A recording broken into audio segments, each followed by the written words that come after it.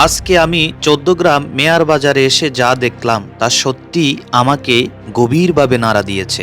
সাবেক MP doctor Syed Abdullah Mohammad Taher ভাই, এই মানুষটার প্রতি এলাকার সাধারণ মানুষের ভালোবাসা, সম্মান আর আন্তরিকতা দেখে আমি সত্যিই অবাক হলাম। কেউ ডাকছে আপন মানুষ হিসাবে, কেউ সম্মান করছে একজন অভিভাবকের মতো, আবার কেউ চোখের ভাষায় বলে দিচ্ছে এই মানুষটা তাদের হৃদয়ে জায়গায় করে নিয়েছেন।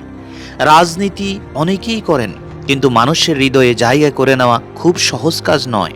আজ এখানে এসে বুঝলাম ডাক্তার তাহের ভাই শুধু একজন সাবেক এমপি নন, তিনি এই এলাকার মানুষের বিশ্বাস, ভালোবাসা আর ভরসার নাম।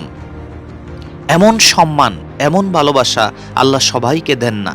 এই দৃশ্য দেখে সত্যি আমি মর্মান্তিকভাবে আবেগ আপ্লুত হয়ে পড়লাম।